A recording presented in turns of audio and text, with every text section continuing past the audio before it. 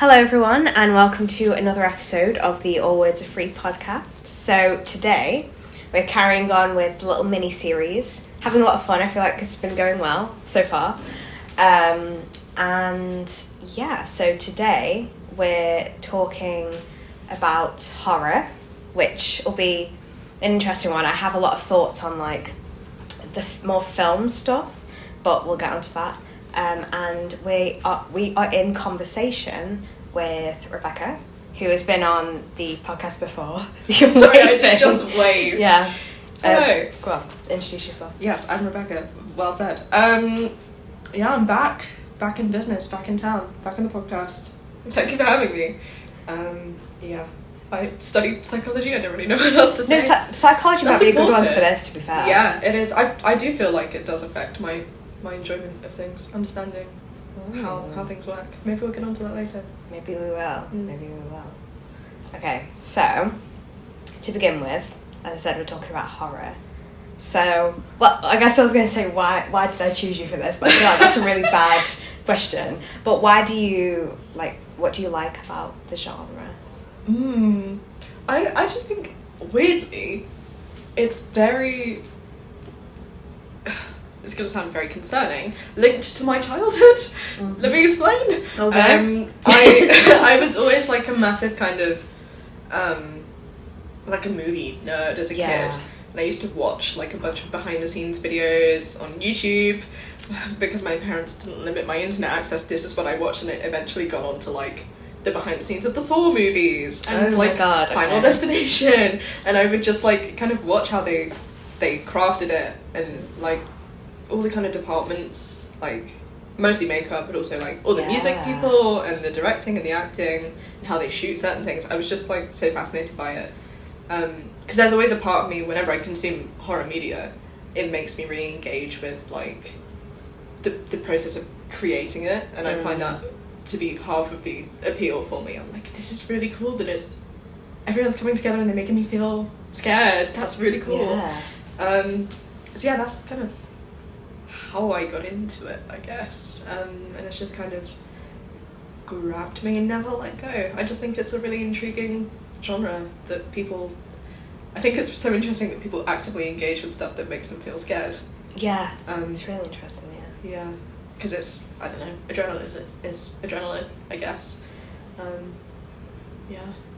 No, it is interesting. I guess that it does kind of come onto the psychology bit and that why people love being scared, and I guess horror is such like a multifaceted genre as well, right? Because you've got the kind of more suspenseful stuff and like ghosts, also like ghosty stuff, and then there's like the gore side as well, and kind of I don't know what that says about a person. There's like a big spectrum, because even within horror, like there are a couple of things that I don't like so much in horror, where it's like you get a film like Skinamarink, which is like really like the peak suspenseful. It's like just static shots for 10 minutes of like an object and something moves and you're like, oh, what was that? Because you're just staring at this thing for 10 minutes.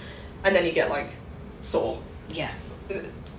How are they both horror? I guess they both make you feel scared, but it's like they are complete polar opposites. And there's so much kind of avenue for like, I don't know, you probably get this in every genre, but I feel in horror as well, like artistic expression and like metaphorical 100%. things.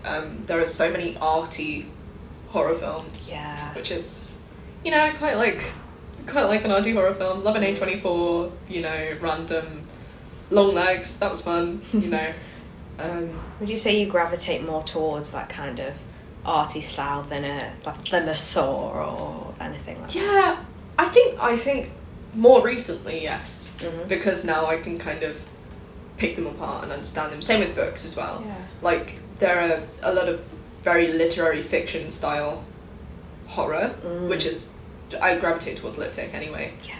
And that compared to like, I think reading gore or reading like, you know, something that's quite intensely violent can be quite I feel like it doesn't translate very well. Yeah, which is maybe why I kind of go more towards the art scene, metaphorical things, because I'm used to like either reading it or I got very into like horror audio drama. That was fun. Ooh.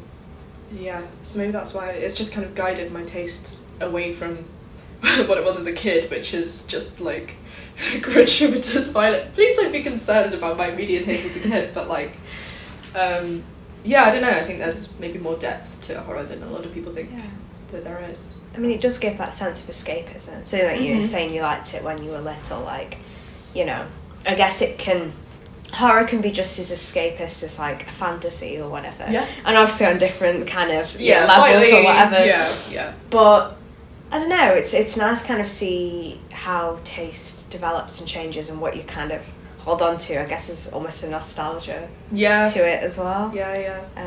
But kind of linking to fantasy and the episode that I did the other week, horror really can, like you say, like say things about things about society or whatever. I don't know what you think about that. Yeah, no, I mean that's definitely kind of what I feel like more and more so now what I look to get out of a horror film, because film and literature, at the end of the day, I'm trying to look for someone who's saying something. I'm not necessarily looking for like pure kind of escapism. I want that kind of sense, but at the end I want to take something from it that I've learned about my life, you know. So like reading one of my favourite kind of, it's a short story collection, so it counts. It does but count, it has this kind of more central theme, Her Body and Other Parties by Carmen Marie Machado. Would recommend, it's great.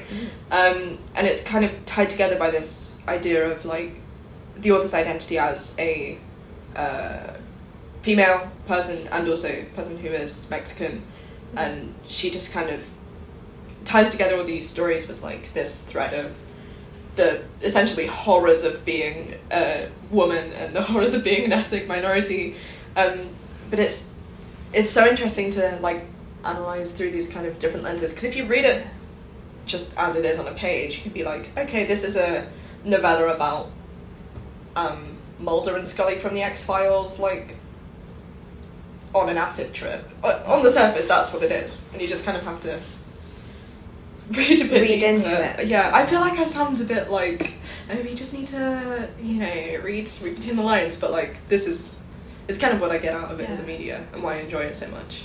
Yeah. No, I think that's important. I think like, you know, you can read something and just enjoy it for what it is, which I guess is kind of the beauty of just talking about books. It's the beauty of kind of the art and the creative process, right? You can say things beneath an overall kind of glossy kind of story or narrative. And it's really interesting. I read a lot of I'm more of like a short story kind of horror person. More ghost kind of vibes. Oh, nice. I've read a lot of kind of Shirley Jackson. Really enjoyed that after watching The Haunting of the House on Netflix. I'm sorry. It's good. But it was really, really good. I really enjoyed it. But yeah, I think it's interesting to see it written down, because I always had this preconception that it wouldn't really work, but it does. And it's I mean, I don't think I could write something that held that much suspense. It's crazy. You know, you got your classics like Dracula and whatever. And it's very impressive. Yeah, definitely. And also the point about like social commentary. Shirley Jackson is very, very good at that. Like, have you read The Lottery? Yes. Yeah, it's just great. Like, it's so short, and you kind of get to the end of it, and you're like, wow, okay, that's that changed my entire life. Yeah, God, I do love Shirley Jackson. Love We've Always Lived in the Castle. Also, very, very good. Yeah. I also, one of my gateways into reading her though was the Netflix show, Hill House and like Bly Manor. I do love a bit of Mike Flanagan. So good. It was so good.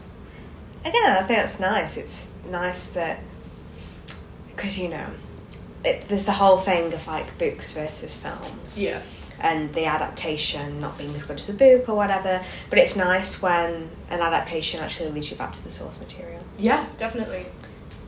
And that happens a lot in horror as well, like, because I think obviously books and film are, the way you craft suspense in both of them is so different. Like, I'm thinking of Ending Things, the book is so different to what Charlie Kaufman made it in the film, but both of them kind of have the same feeling about them, and I feel like that's maybe more important in a horror, to preserve the feeling than maybe the plot or the structure or anything like that. Because like I know when you adapt like fantasy or romance and things, people just kind of go for plot and character and like faithfulness, which is important. And I feel that less so for horror. I'm just like, just make me feel scared, I'll be fine. Yeah, love I'm Thinking of Ending Things as well. Very, very good. It's interesting psychologically because it's at the end of the day about someone with dementia. Okay. And it's just like, that sounds quite sad. It is very sad, but it's like also really scary. Okay, that's interesting. It's scary in a sad way, maybe. There we are. Allegorical, maybe? Yes, very much so. Yeah. Sounds fascinating. It's very good. I've loved this because I'm getting so many recommendations. My list is already massive, and like, God, are there any kind of authors or particular titles that you'd point out or highlight, recommend for people to as like a to read, like an in? I think definitely Her Body and Other Parties is a good in, because I love Carmen Maria Machado as an author anyway. She wrote In the Dream House, which is one of my favourite books. I love it. It's very good. That's kind of a horror, but it's a memoir. Yeah. But the way that she's written it, because she kind of goes through genre and things like that, a lot of it reads like a horror novel because it's a memoir about abuse. Very, very interesting. So Her Body and Other Parties, and also maybe like a similar collection like Things We Say in the Dark by Kirsty Logan, was also very much like a horror short story collection tied to like femininity and in her case like queerness, motherhood, things like that. It's very good. I'd recommend, I think, short stories to get an in. Yeah. And then you can kind of go for it, because then don't make the mistake that I did, which is I read that and I went, okay, I'm gonna read Manhunt by Gretchen Falcon Martin, which is maybe the most gory book I've ever read. It was very good, just very intense. Just ease into it. Did you have to take breaks? I did, yeah. I was reading it on holiday with my mum. Oh gosh. Not a holiday read. Oh god, I stopped halfway through, like, reading a chapter, and she went, oh, how's the book? And I went, yeah, it's alright, you know? I tried to explain what it was about, and then went, I can't do this. Like, I don't want to explain what's going on in this book to my mother. It was a very good book, but very intense. Say that much. I think that's also the thing about horror, is that you kind of need to know what you're getting into a lot, because you don't want to read a book that you get to halfway through and you're like, oh, I hate how this is making me feel, you know? Yeah. You still want to enjoy the feeling of being scared, in a way. You don't want to just be like, oh, this is horrible, I'm gonna shut the book now. Yeah, absolutely. I mean, because some people are very, like my mom, for example, hello. She's very kind of, I guess, not anti-horror in the way of like it shouldn't be done. Yeah. Which I guess is a conversation in of itself. But that just like doesn't find the enjoyment in it at all. Just can't kind of. I think that's completely fair. Yeah. Because it's like any genre, I suppose, but because it's tied to such an intense kind of feeling, and also intense events and portrayals of things most of the time, I can completely understand where that's coming from. Yeah, I mean, even like I said, within horror there are subsets of things that I don't want to consume, and I just kind of stay away from certain things. Like one of my friends is very into horror, but like won't consume like cult related media, even though that's a lot of horror. But it's like you can kind of steer your way around it. And because it overlaps with so many genres as well, you can kind of be like, I don't want to, you know, murder mystery horror, which is hard to avoid, but I don't want ghosts, I don't want, you know, you can just kind of weave your way through. No, it's so interesting how wide it is. I guess I appreciated it more for horror, but for, again, going back to the fantasy thing, like I didn't get how it's so wonderful. And that's I guess another thing that I like about books is that you can just get so many little niches and things with all these different everything that comes under the umbrella, I guess, of horror. Which brings me on to Stephen King. Yeah. Are you a fan or are you not a fan? I feel like he's a Marmite. He is. I think I'm a fan of certain of his works. I'm not a fan of him. I think that a lot of his stuff has merit, but I've also read books of his that I've found utterly boring and I've hated. So I think, maybe, I mean, that man churns out books like bloody no tomorrow. Yeah. So I think, maybe he sometimes just hits a dud with me and that's fine. But, like, I read Pet Sematary. Yeah. And I really didn't like it, just because I read it and I was like, this isn't doing anything for me. Not because it kind of weirded me out, because I have a cat. And I was like, oh no, what if my cat's... But not because of that, I was just like, wow, this is boring. But one of my favourite books is also by him, one of my favourite horror books, Insomnia, which is, like, too long for its own good, as most of his books are, but it's... Maybe I have a common theme, actually, because it's about, like, a man in his 70s who's, like, convinced he was like, oh, I'm gonna die soon, and he starts seeing these, like, doctor figures, and it's kind of like a fantasy horror. It's really interesting. I think maybe I just have a type of horror and it's, like, age-related. I don't know. But, no, Insomnia is very, very good. I've never read it. Yeah. I feel like that's a big one. I mean, literally, it's about 1,000 pages long, and that might be why I've never read it. But it's a commitment. Yeah, it's like, also I got a copy of Priory of the Orange Tree, just sat on my. I know that's fantasy, but like it's so thick and it's just sat on my shelf, and I'm like, I can't bring myself to read it. That's why I read short stories. It's so much easier. Yeah, I don't know. I feel like he's got a bit of a seesaw with me. We've got a love-hate relationship. We're making it work. That's very fair enough. I've heard very similar things, especially about the length of them.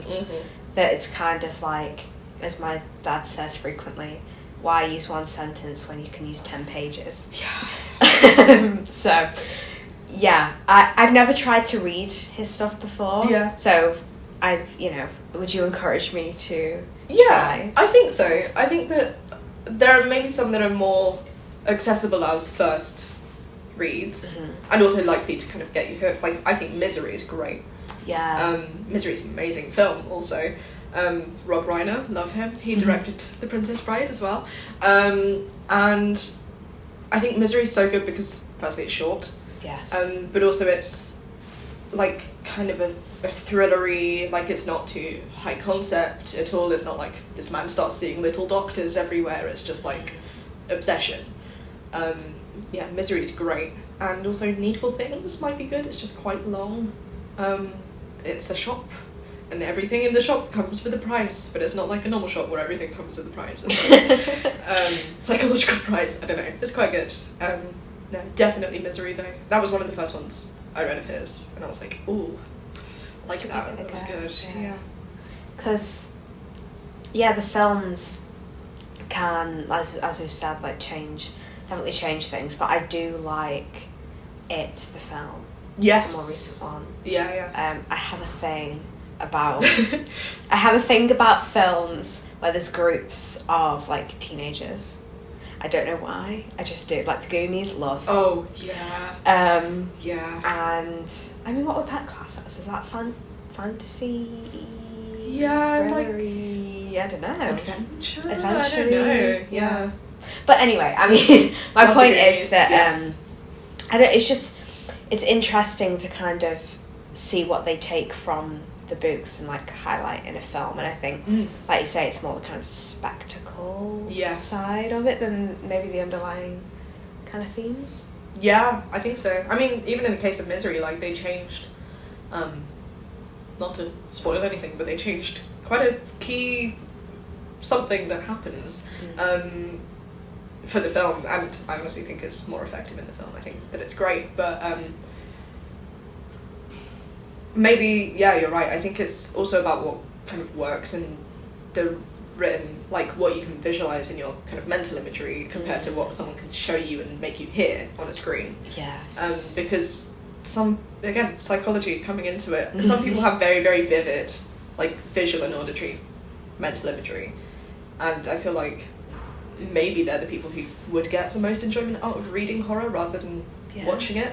Because if you can imagine things quite well, I feel like you can kind of suspend disbelief. And maybe that's just a general thing about reading, though. I have no idea. Because fantasy, I can imagine kind of working the same way. You get so kind of immersed in it, and you can really, like, visualise things, and that's interesting. I mean, how do you, going back to what you said, like, right at the start, how do you think that psychology, and, like, studying it has kind of changed your perception of maybe horror as a genre as a whole, or maybe just reading or character?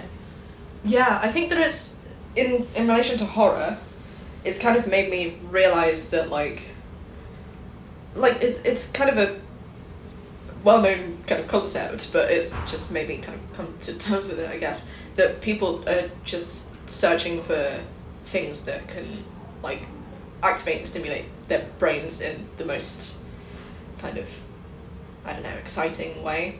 And horror kind of, I think, hits the spot well, because it gets you in, if you're fully immersed in, like, a book or something, if you're visualising whatever, it gets you in that state of suspense, so that when something happens, you're like, oh my goodness, everything's happening, and it kind of wakes you up a bit. I think the whole thing about, like, mental imagery, because it's also what I've recently been doing, like, I did it in my first year, and I've been going back to, like, perception and how you perceive things and what happens in our brains. Like, it's so interesting in relation to reading, because, like, I've been talking to my friends about what you hear when you read, and I've been like, oh yeah, no, I can hear, like, it's like an audio drama in my head, like, there's a guy that reads the description, all the characters sound different, you know, things like this, and I think that also really works for, like, immersion in horror. Maybe that's why I enjoy it. But, like, some of my friends are like, oh, I don't hear anything. They don't? No, yeah. I'm sorry. I know. When I read a book and the description bit, to me, I mean, it depends what I'm reading, because I read a lot of, like, kind of classic literature. You know, if I'm reading, like, I don't know, an Austen or whatever, the descriptions are always, like, an English middle-aged woman talking to me. Every single time, it's always a woman, which I guess psychologically is, like, interesting as well, but, like, and then I hear the voices of the characters. Yeah. But some people are like, no, I don't. Some people hear themselves speaking it. Yeah. Some people, which I kind of get, but yeah, some people don't hear anything. Some people don't see anything when they read. I know! That's crazy. But, like, the whole thing about immersion, right? Like, you want to be so immersed in a piece of media that I feel like if you don't have that pictorial or auditory thing, then maybe not the right thing for you to consume. But I do, and I love it. It's great. That's crazy. Yeah. It's mad. No, it's one of those things, it's like, you don't realise that, like, other people do things differently, say, for example, like reading or whatever, and they kind of perceive things differently, but you don't kind of acknowledge that until people actually, like, really talk about it and whatever. Yeah. That's mad.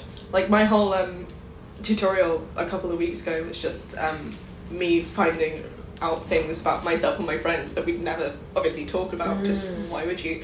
But, like, we were talking about how we visualise time and how, like, certain things appear in our heads, and you just kind of don't ask each other about this. This feels very tangential. Feel free to cut this out. But, like, this is cool. Essentially found out that I don't think it's synesthesia, because I've never thought it's synesthesia, but time-space synesthesia, where I'm like, the way that I visualise the passage of time in, like, months and weeks and things is around, like, my head, like, elliptically.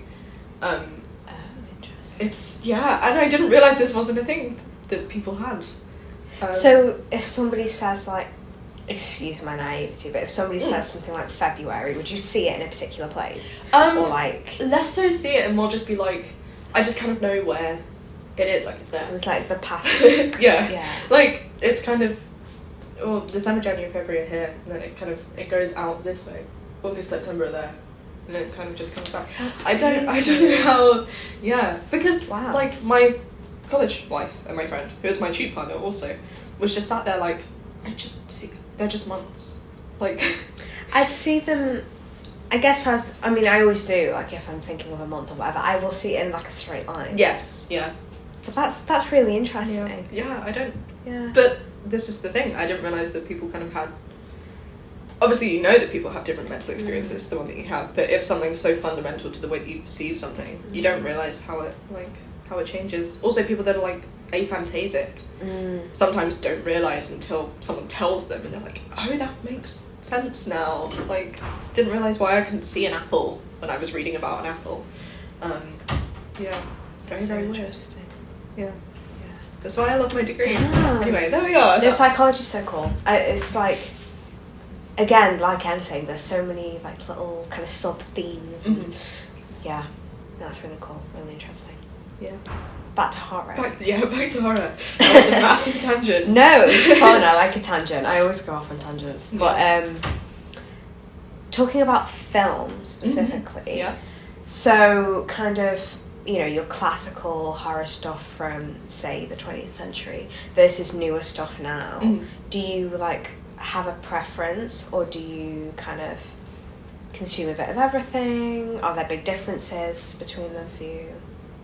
I think I am sort of a bit of everything, but I kind of consume a lot of the earlier stuff with the knowledge that it's kind of representative of the time, if you know what I mean. Like, when you watch... like Texas Chainsaw Massacre, and then you watch X, which is trying to kind of be derivative of that time period. It's I don't know, really interesting to see how the conventions have changed, I think.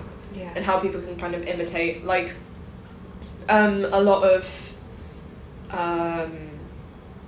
like modern slasher films are constantly trying to imitate or parody or work off of like the 90s and then the 70s horror slashers. Which I just find fascinating. I love it. It's like fashion cycles, but with like horror. It's great. But no, I do love the kind of classic like Halloween. Yeah. I love a good slasher. They're just fun, simple, gory. You don't get really as much artsy things back then. In the past, yeah. But I don't know. I quite like that. I like that it's kind of. At its core, it's just simply trying to make you scared, and it achieves it very well. It's, you know, less so about telling you something, other than, you know, Halloween is telling you not to have sex as a teenager, I guess. That's the message of it. But, yeah, I don't know. Like Psycho as well. It's just kind of... I love a Hitchcock film. He's very, very good at suspense. Rope, great film. Not a horror film, but very, very good suspense. Yeah, it's just... I think really nice to... I know I said that I like picking apart films, but it's nice to kind of go back to where it started and be like, oh, they're just trying to make me feel things, and that's nice, and they're succeeding, or they're not succeeding and this is funny. I also think that's really interesting. Another kind of tangent, but like the overlap between comedy and horror, I love. Because it's so like, when something is trying so hard to make you feel something earnestly and they fail, that can be really, really funny, and people exploit it to like such a good extent. I think it's great. Like, there's a reason why I guess Scary Movie exists, for example, and like, What We Do in the Shadows, even like so many just little derivative like horror comedies I love. They're so fun. Might be my favourite genre. I love a horror comedy. I do love What We Do in the Shadows. Yes. It's great. It's so good. I think was it first year or something where I just, second year maybe, where I just watched like the whole thing in like a... It's so good. I love it. It's just so good. And when I got to the end I was like, oh, I'm done. But it's nice when something is kind of completed and left to its kind of, bubble of time, whatever. But yeah, I guess with horror there's kind of those, especially with film probably, it's seen more those kind of more problematic kind of tropes as well. Yeah. Especially, I guess, in the past, like, and now I feel like reparations have been, tried to be made, sort of thing. But yeah, I mean, say for example, watching kind of a 20th century film or whatever, where there's a particular kind of image in a horror film. Maybe it's to do with women, maybe it's to do with race, whatever. What are your thoughts on that? What are your thoughts? I think, this is definitely a really interesting avenue for horror, because it's not really something you can escape either, because you go back and you watch like so many films that you can kind of enjoy as a horror film, and then you kind of get to the bones of it and you're like, okay, this is based on the bones of like racial stereotype and like ideas about sex and gender that are outdated, you know, etc. Like a lot of quite early horror media is very like sexploitation airs about it, and blaxploitation films also. But yeah, I mean, even now you kind of, because it's so in the bones of horror as a genre, you watch films now and you can still kind of detect a bit of the influence. Like a lot of like Sam Raimi's kind of films, like I can't remember if it's Evil Dead or something, but it's like that's kind of more modern, even though it's about 20 years old, but it's just so really sexist and just I think no matter how hard you kind of try and escape, I don't think it's a legacy that should be escaped from. I think it should be like, you know, acknowledged and subverted, because there's such a history with it, which is why I kind of like in terms of reading, at least, like the lit ficky things that come from people of like minority backgrounds, where they acknowledge the tropes and they use them and twist them, try and like comment on it, use them for their own kind of ends and means. Especially like books like Manhunt and Brainworms and things that have come out recently, which is like kind of horror about trans bodies and identities, I find really interesting. Especially Brainworms is really intense, but it's about like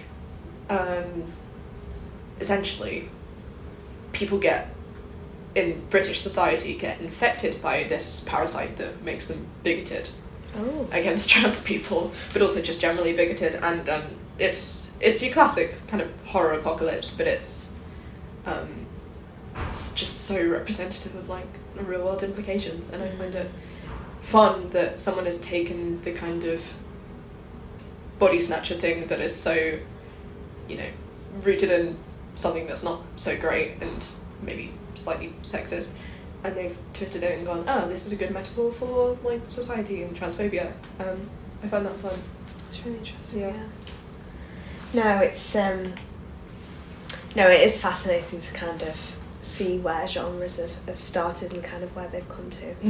And like yourself, I think it's important to kind of, it's also nice that people can, you know, there's no restrictions on what people can dabble in, right, and what people can write about. I think it's nice to see people being able to use horror as a genre, which they may love, and use it to talk about the issues within it, or from their own, you know, a personal perspective, or just generally.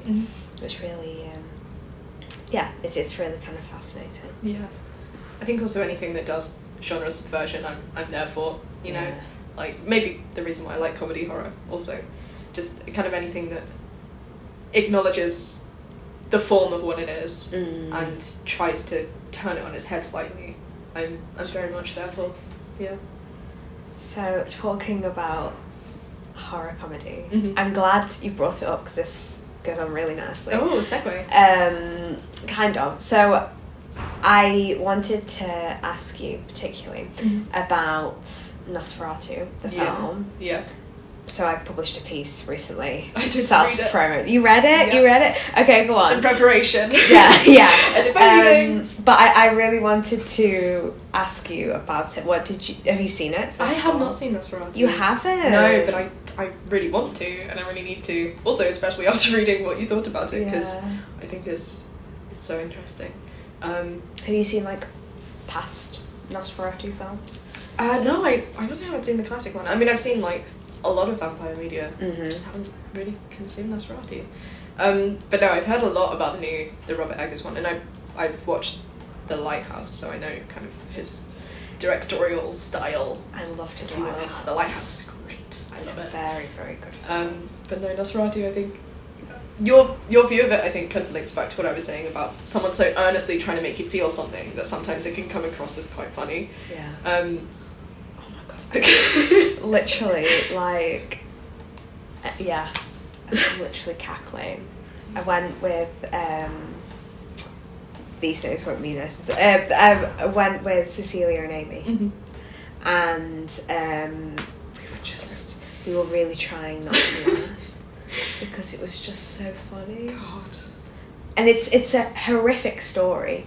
And it's really interesting to, I mean, I'm not going to go into it again, but it's really interesting to kind of compare, like, the original version, or, you know, literally the original of something, of a story, and, like, how people can take that and kind of change it ever so slightly to kind of say something else or highlight a particular thing. Or it's really, which is a really nice thing about horror, I think, specifically, is that someone can take this tiny little kind of nugget of something and really run with it. It's really kind of really cool. And I also love, like, kind of the experience of consuming horror also. Like, I feel like it's not the same when you do it on your own. Like, it's a really nice thing to share with people. Like, in your case, going to see Nosferatu with your friends. Like, you kind of want to look at someone and either look at someone and be like, I'm going to scream, please, like, help, or just laugh. Yeah, it's like a nice moment of, I guess, if something's making you feel something, feeling it together and bonding. I don't know. I think maybe that's just media in general, but I think because horror kind of makes you feel such heightened. Very strong, Yeah, exactly. Emotions. And in Nosferatu, very strong, humorous it's emotions. hilarious. Yeah. Oh god, the giant top hat. But yeah, have you, like, watched a film with people and then on your own and kind of had a different experience? Yes, yeah. Well, less so on my own, but very different experiences watching films with different people. With the Banshees of Inisherin, I watched, like, in my living room with my parents, like, a couple of years ago, and I watched it and I was like, oh, this is a nice allegory for the Irish Civil War, etc. And I watched it recently. It was re-showing at the cinema with my friend, and walked out of it and was crying my eyes out. Like, I was like, oh shit, okay, this is emotionally devastating and relevant. And also very funny. Love Banshees of Inisherin, it's great. But, like, before I went to see it again, I was like, oh, it was an okay film. I'll go and watch it again. I enjoyed, like, the rapport that the main characters have, and now it's, like, one of my favourite films. It's great. I think, like, the experience of consuming things and seeing things with other people maybe just makes you reflect on yourself in different ways and, like, how you relate to media. Especially, like, in the case of horror, you're so often maybe rooting for, like, a certain character, or you relate to a certain character you identify with someone, that, like, seeing a dynamic of yours be represented on screen kind of makes you in it a bit more. And then in horror, if that person gets killed, you'll be more scared, you know, just kind of heightens whatever emotion might already be there latently. It's quite fun. Yeah. Very interesting. So I've asked everyone this. Oh, okay. It's like a little quick fire round. Oh, I guess. So, if you could only read one genre for, like, the rest of time, would it be horror, or and that can encompass, like, you know, lit horror, gore horror, whatever, or would it be another one? Oh, that's such a hard question. I feel like maybe it would be, because it's horror is such a lovely catch-all. I think, like, I kind of class, like, anything from, like, Goosebumps to like Manhunt, and then, like, Severance. Have you read Severance? No. It's kind of apocalypsy. Okay. It's about a woman who's, like, pregnant during the apocalypse and, like, what happens to her. It's great. Oh, interesting. But, like, that's very much more on the side of lit horror. So maybe just because it's such a good catch-all, yes. But then otherwise, I think I love a, like, literary memoir type thing. I find it really interesting. Like, I'm reading Shame at the moment by Annie Ernaux, which is fascinating and I love it. I don't know, I like getting insight into people's lives and how they perceive things, and why they perceive things so poetically. I don't know. I love it when a memoir is written poetically. It's my favourite thing. Me too. So yeah, I think between some of them, and if you can do what Carmen Maria Machado did and kind of make it both, that's where you have me. That's your cup of tea. I could honestly read, like, In the Dream House just on its own, I think, forever. It's great. Like, it's horrifying and horrible and amazing. and just so good. Yeah, it's great. Good stuff. So, what about a desert island? If you could only have 3 books on a desert island, what 3 would they be? And they don't have to be horror, but like in the spirit of the episode. I think if it was 3 horror ones, I'll do it horror. This is interesting. I think honestly, first one would be like, oh god, what was the name of that? I can't remember the name of it, but like I remember vividly the first horror book I ever read was like a Goosebumps edition. And it was in my like book corner in my primary school, and I read it and I was like, wow, that was good, put it away. Came back next week and I was like, oh, fine, I'll read you again. Got it back out. I like read it on and off for like 2 years because it was just so good, and it kind of was the kind of book that I read on a loop, and I was still kind of in it and feeling it, like I didn't get bored of it. And now I haven't read it for years. I kind of want to go back. I'm like, yeah, I'll do that again. So maybe that one. It was about a girl who like thinks that, I think her librarian or her teacher is like a monster, and she's like collecting evidence, and there's a lovely little twist at the end. It's kind of murder mystery vibes. Yeah, kind of. It's not it's murder, very, but mystery vibes. Mystery, yeah. So that one. What else? I think Her Body and Other Parties. I will not keep. I'm gonna stop talking about that book. It's great. I love it. Again, maybe the kind of thing where it's like, because it's short stories, there's kind of no end to the amount of times I can read it and still be immersed. Yeah. There's a lovely. I think it's the first like story in there about. Have you heard of the kind of? I think it's like a folktale where women like wear ribbons around their necks, so if you like untie it, the head falls off or whatever. Yeah. It's kind of a twist on that, and it's great. Okay. So maybe even just rereading. And then third book. Maybe I'll take like a really, really long Stephen King. Yeah. And be like, just work my way through it, which is I think it might be the longest one. I'll take it, I'll dedicate myself to reading it. Yeah. Or like, God, that man has too many books. He has a lot. The Shining, maybe. Yeah. Would be good. Yeah. It's crazy how many he has. And also how many of them are just really good films. Well, yeah. Yeah. Not bad. Not bad. Yeah, I think The Shining or it or something. Just something I know that I will be reading forever. For a long time. It'll keep me occupied on this desert island. No, absolutely, yeah. Maybe I can use the pages to build me a boat, you know. Maybe you can. Yeah. No, it's interesting though how like, I do wonder sometimes whether, well I suppose he didn't to begin with, but whether now because of the kind of,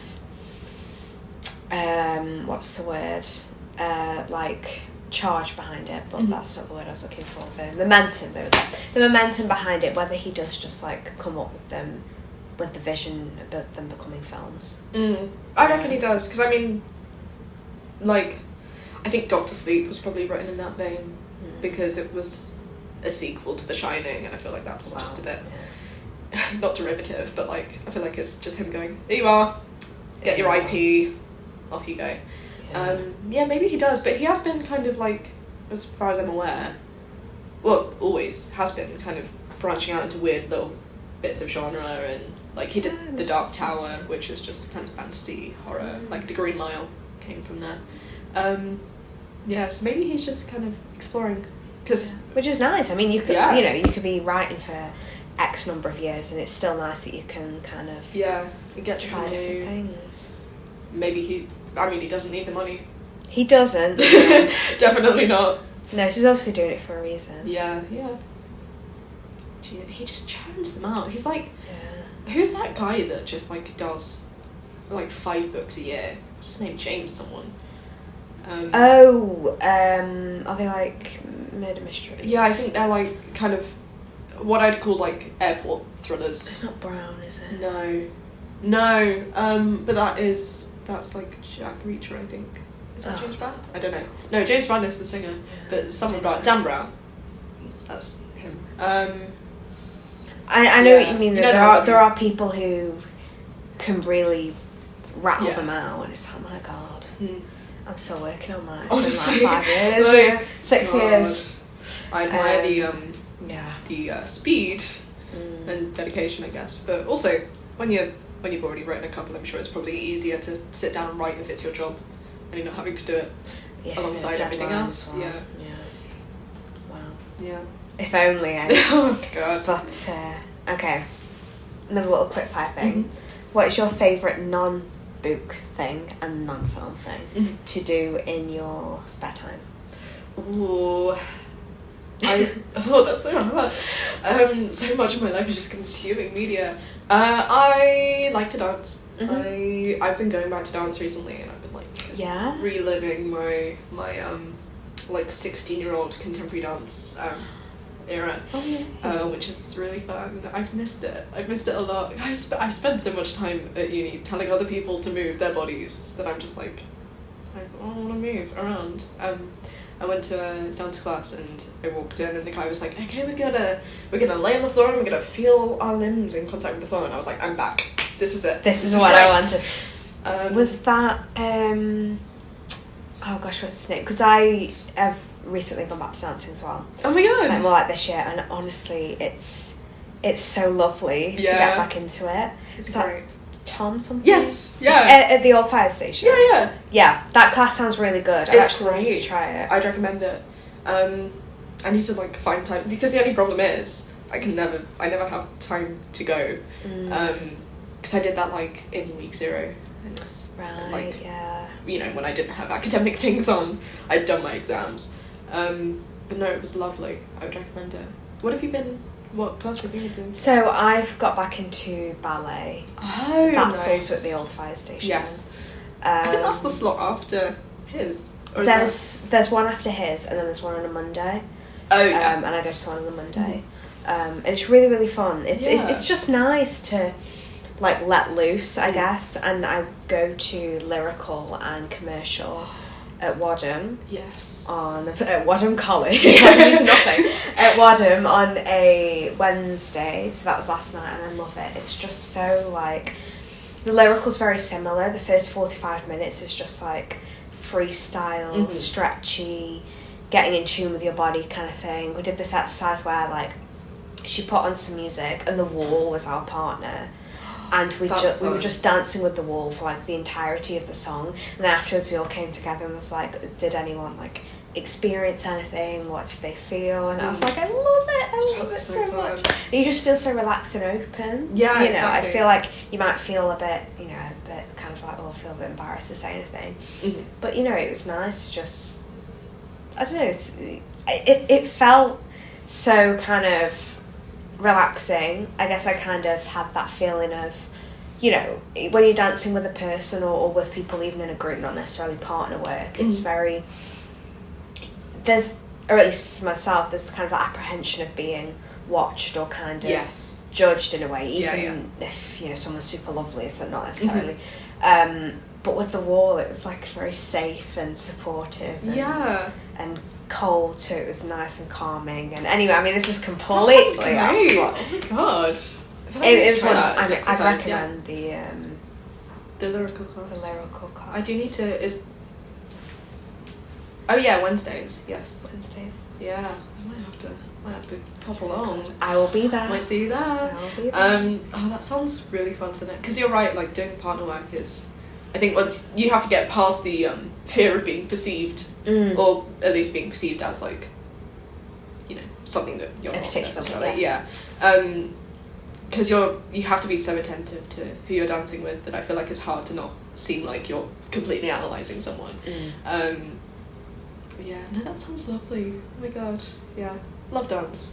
I feel like it's such a meditative thing almost, especially like the contempt style that I do is like very breath based and release based, which I love, and it's so like, I don't know, grounded and like just flowy. It's great.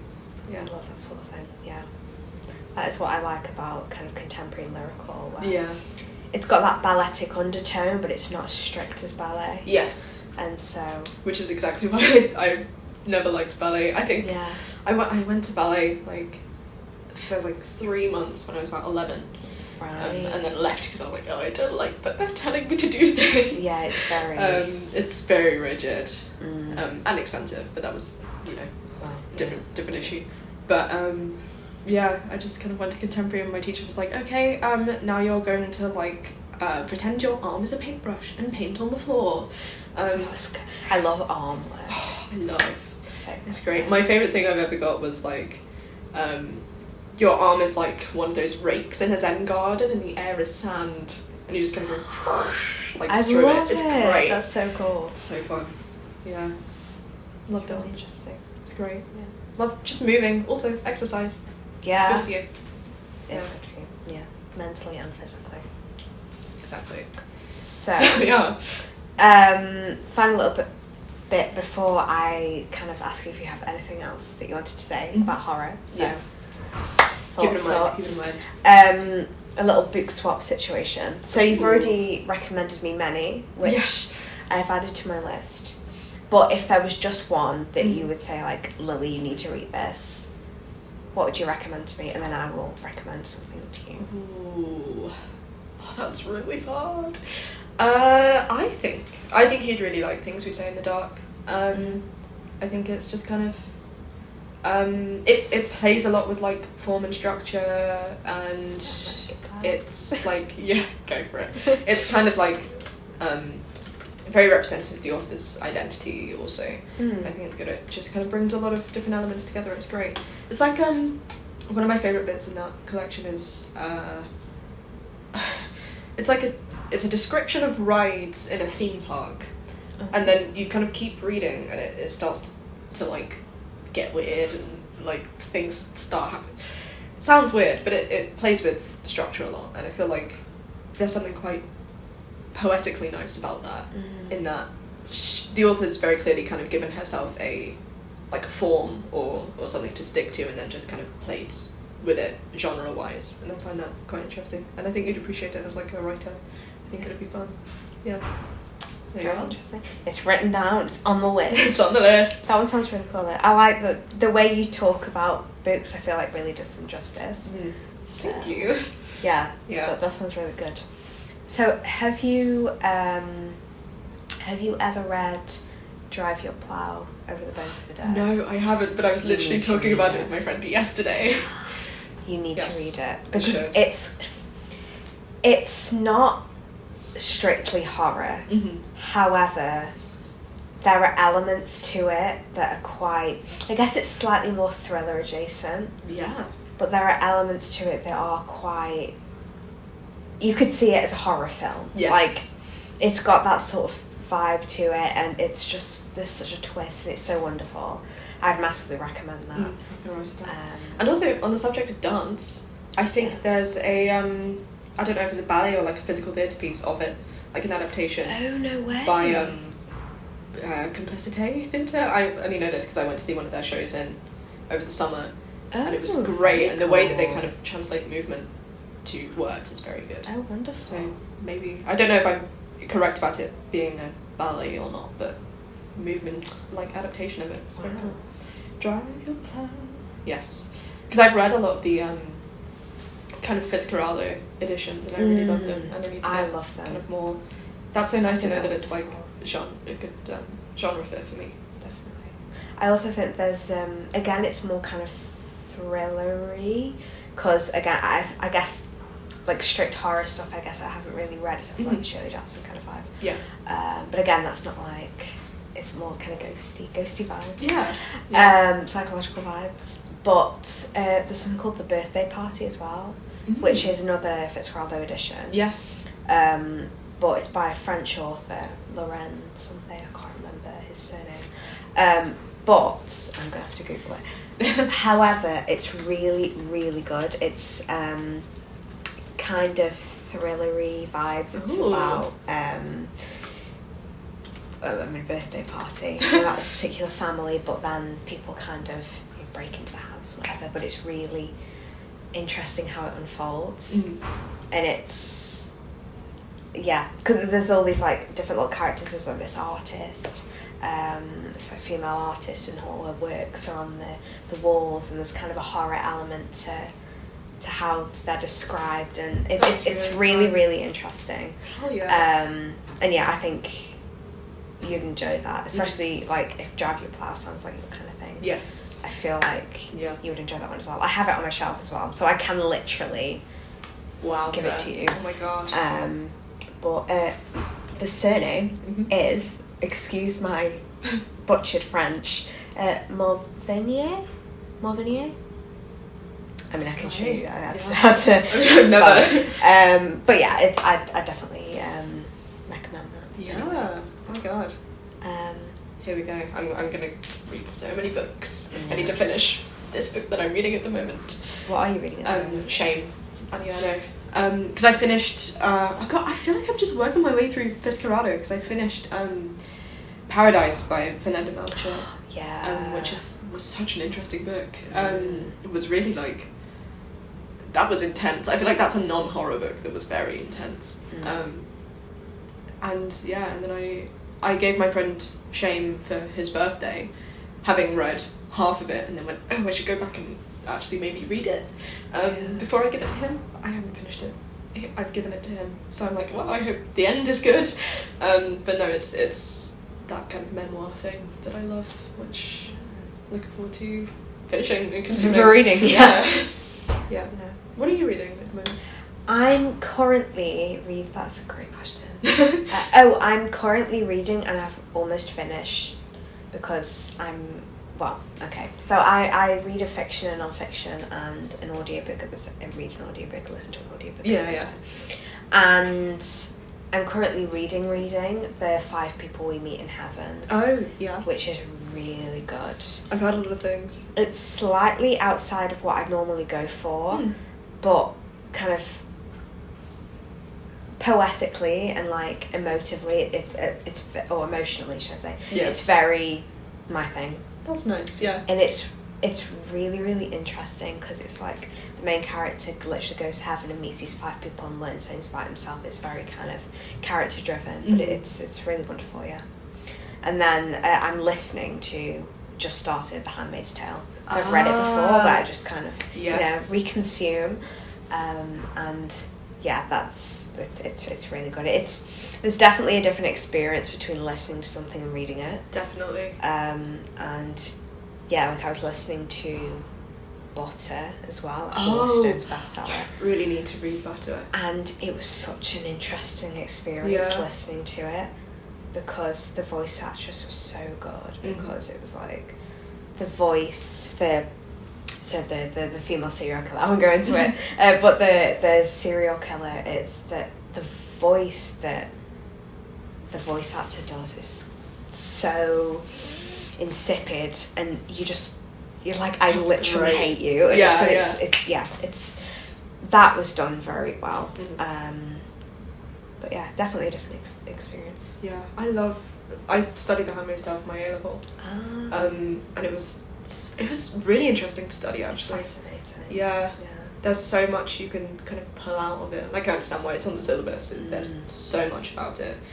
I had to talk so much about, like, 80s American politics, but it was worth it because it was great. Have you read The Testaments? I haven't. I should do. Yeah, I feel like, to be fair, it's not as good as The Handmaid's Tale, but I feel like it kind of, I don't know, maybe enhances the experience of having finished The Handmaid's Tale, and like the note that it leaves you on with the historical notes and things. It's an interesting like look back at it. Yeah, kind of more akin to what they do in the series than the book, but it's still interesting. Yeah. Would half recommend maybe, but like I'll give it a go on 50%. Yeah, fair enough. No, it's really, it's just so I keep saying interesting. It is really interesting how what one can say in a novel or a film or anything. It's really, really cool. Yeah. Any final little things you'd like to say about horror to the people? To the people. Any, just that, like, I feel like because it's such a wide genre, I feel like it's very easy to go, like, to rule yourself out of particular genres and be like, oh, I don't like consuming horror, or I don't like consuming fantasy or whatever. But I feel like give it a chance. Give horror a chance. Like, I feel like it's more of a thing where, obviously, if you don't enjoy the actual sensation of being scared, I guess it's maybe not for you. But it's more of a thing of finding the style of writing and the kind of messages that you want to get first, and then going into it that way, I think is maybe more interesting, which is why I kind of started with the things about like identity and subversion and have kind of got into it that way. So if you really like cult media, go and find your cult media. Go find your cult. Yeah, go find your cult. Go and read like Bunny or Bunny is fascinating. It's such an interesting... I went back and reread it recently. It's so interesting. I really want to see it as a film. I don't usually say that about books, but I'm like, I'd be intrigued. Go and like... I don't know, I can't think of very many cult... Go and read like Hell Followed With Us or something. I don't know, there's a lot of kind of intersection between things, and I feel like you just need to find a theme and then run with it. That's your gateway. Yeah. I think it's the same with a lot of horror media though, because like even TV shows or like audio dramas or, you know, whatever, films or books, you just kind of need to find what you like first and then kind of get used to the feeling of being scared about it, I guess. It's a lot of fun. I enjoy it. Yeah. I feel like I have to read some more of it, because the kind of the scared sensation when you're watching a film versus, even if it's the same story, like reading the book is so different. Yes. But it's always that vibe of like, I'm gonna turn all the lights off, put on my little book light and just like read it like that. It's like the terror is real. But I kind of love it. It has that, at least I do, I feel quite excited like when you're about to sit and watch like a horror film or something, because you do get that complete kind of immersion, and those strong emotions almost are a way to escape as well. Yeah, definitely. Or to like, it's like catharsis. Precisely. That's also an interesting thing. Horror theatre is fascinating, because like building a feeling live is so interesting. Like The Woman in Black. That terror. I can never. I'm sorry, I can It's never. so scary. Have you been to? It's like, because obviously you know what's happening and you know what's going to happen, and I've read the book and I've watched the film, and it's still like you still feel it.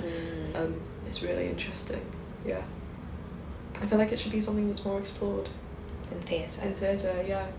Like I met a bunch of people in Edinburgh who were doing a show that was like loosely based on like the Slender Man murders. Okay. And it was like rated as one of the best shows in Fringe. It was great. But it was very much like you sit in this dark room with like 30 other people in the audience, and you're this close to the actors, and they will make you scared. Like you're just completely immersed for an hour. It's terrifying. I think that's what I'm looking for at the end of the day with horror. I'm just looking for like immersion and catharsis in a kind of, I don't know, Greek classical sense. That's all we ever want. I think it just does it really well. That's really it terrifies me too much. I don't know whether it's like the realness of it. There's no kind of pause or whatever. Exactly. But I guess that's the whole point. I imagine being on the other side of it, like actually acting in it, is very cathartic as well. Even if you know what's going to happen, you're still like kind of feeling it. It's quite fun to watch people be scared. Yeah, exactly. That's so true, actually. It is. You're It's laughing fun. backstage, like, you ready? Yeah. Yeah. Because I know, like, and you don't have to put this bit in, it's just personal anecdote, but like the ending of The Guy Who Didn't Like Musicals I found really funny, because I'd get to just scream in my friends' faces. And they would just laugh at me, and I feel like that was really fun. Just watching everyone, like, kind of... People don't expect to get talked to, I think. That's... People don't expect to want to be immersed in that way. And then you're like... participation. Hello! I'm gonna scream at you now, bye-bye! It's funny. It's very good. That was 100% staying in. God. Everything's staying in. Everything's staying in. But no, that was... I remember, like... I grabbed my friend's hand at one point, and I don't know why, but she was like stood up, my friends were like stood up in the front row and like grabbed onto her and like moved. Yeah, it's fun from the opposite perspective. Would recommend. Yeah, love a bit of horror. Maybe that's why I like it, because I'm like, I like being scared and I like scaring people. Yeah. Love writing horror, also very fun. Yeah. Yeah, anything that I kind of write, I'm like, you know how you judge your own writing, where you're like kind of judging it from outsiders' eyes all the time.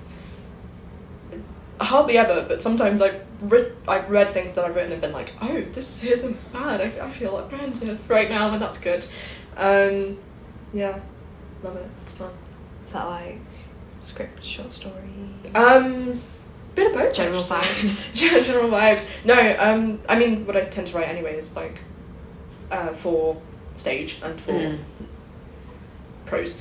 For stage and for prose, I don't like, screenwrite, or I don't really do poetry very much anymore, but like, especially I think horror prose is maybe where I'm comfortable, because I've read so much of it. I love it. I love just kind of turning tables on people. It's fun. Yeah. It's really interesting. Especially as like a psychologist, right? Yes. I feel like you have the in. Yeah, I've got the secret knowledge about people's brains. Yeah. One of my lecture courses is just how to scare people. No, I wish. It's like I quite often, people so often like, I'm like, oh, do you know how to mind read? Like, that's a genuine thing I get when I tell people I do psychology. That I don't feel like they're 100% genuine, but they're like, oh. I was going to say, I feel that's quite different. Yeah. That's so funny. But it's such a well storied, I don't know what the phrase is, but thing about psychology where people are like, oh, tell me what I'm thinking right now. Yeah. And like, no, actually. I feel like does it give you a kind of wider or like a way into kind of seeing people in a different light? That I phrase it really badly. Yeah. But you can interpret people maybe in a different way to other, or how you would have done before. I think it honestly definitely does. I mean, like learning about like things like social dominance orientation and like theories of personality is interesting in that way, but also just like, I think the acknowledgement that learning about how people think differently to you rather than the fact that they just kind of do think differently is really interesting, because it kind of makes you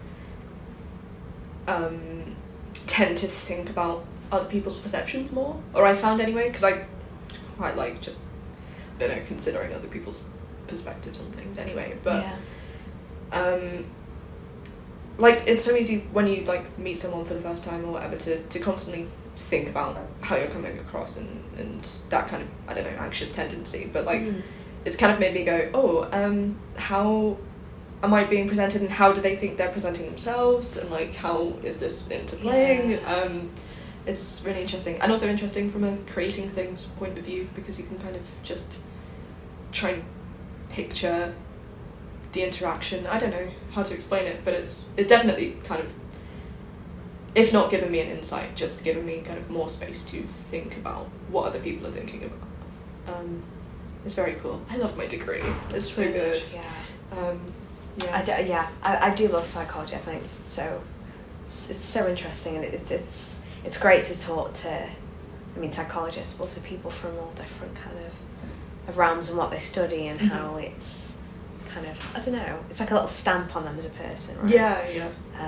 It's very fascinating. Yeah, I find your degree so interesting. Biochemistry. Yeah, because it's so like, it's kind of related to a lot of what I find really interesting about psychology, but on such like a very, very micro level, or at least related to like human psychology.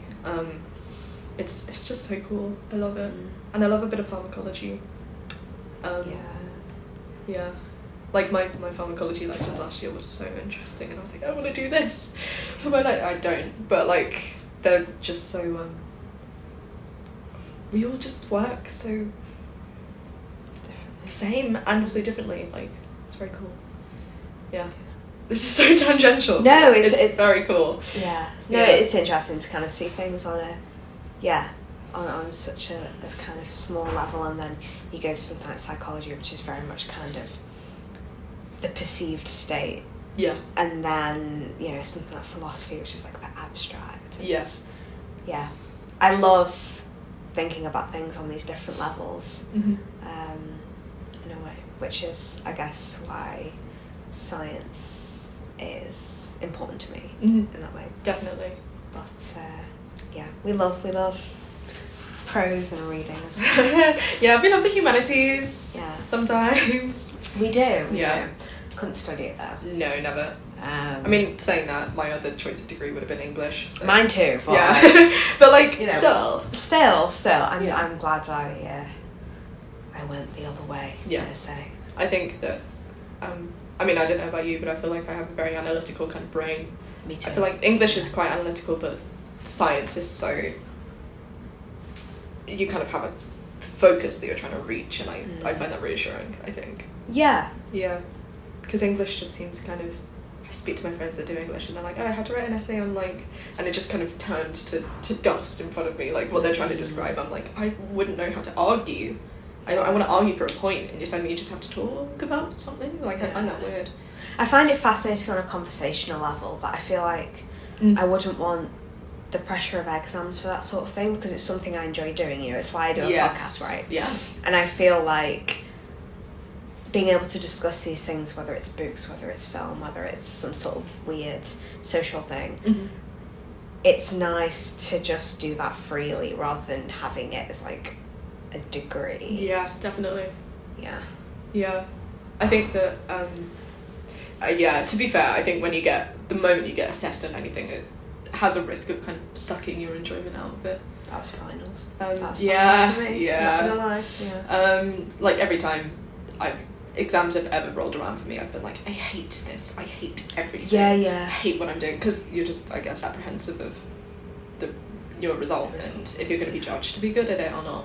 But like, I feel like it kind of ignores that maybe you enjoy what you're doing. 100%. Yeah, I just need to remember that when I do my exams next term. It'll be fine. You will be fine. I will be fine. It's only 20% of my degree. So I wish you all the luck in the world. Oh, thank you. You'll be okay. Yes. Okay, so I think Wow. I thought so. Holy moly. 72 minutes Woo. 15. Jesus. She's a long one. So sorry for you editing that. No, it's fine, honestly. Like with these, they've been ideal, because normally I like have to edit everything. I'm like, oh, let's cut that out, Lily. Yeah. Up there. But for these, I'm basically just uploading them as they are and like slapping an fair. intro on it, you know. Yeah. I mean, I listen through to it, obviously, because I'm very precise. Yeah. Yeah, this has been really nice. Yeah. I do think when you're trying to analyse yourself, you're also more picky about it anyway. Maybe Yes, definitely. Like doing self-tapes. This is why I don't do self-tapes. I've given up. Yeah. You know, I did. So I did an audition recently, and I just signed up for a slot because I'm like, you can do it in this 15 minutes and like bish bash bosh. Just done. Or you can self-tape and you'll be there for 2 hours and end up picking the first cut. Yeah, exactly. I just rather appointment, get it done. Yeah. Don't think about it until they email you. Yeah. Rejecting. It's no, it's okay. I got a call back and then it was. No.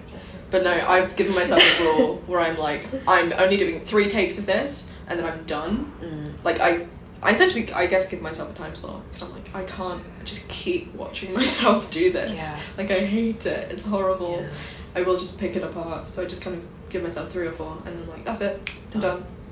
Time to go. Time out. Yeah, exactly. No, it's fun. I also ended up getting a call back from my most recent self-tape and then getting rejected. Oh. I know. It's fine. It's fine. It's a podcast of solidarity. Exactly. And I'm like, yeah. Maybe, I don't know, maybe I'll end up writing a piece of horror something. It'd be nice to not write a comedy. I keep writing comedies.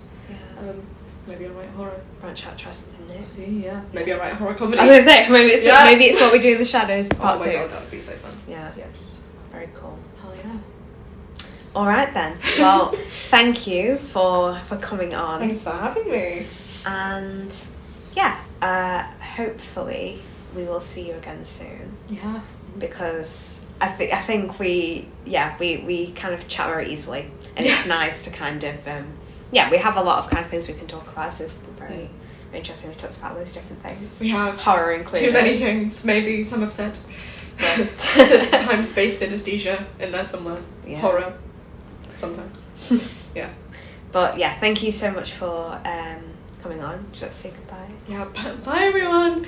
Bye me that's listening to this in the future probably. Yeah, in the rag cam. Yeah, bye Lily's mum. Yeah. If you're still listening to this podcast about horror, I'm sorry that you don't like it. Yeah. Yeah, see ya. Alright, thank you all for listening. I always say like hope to see you again soon. I'm like, little you know. Hope you listen again soon. There we are.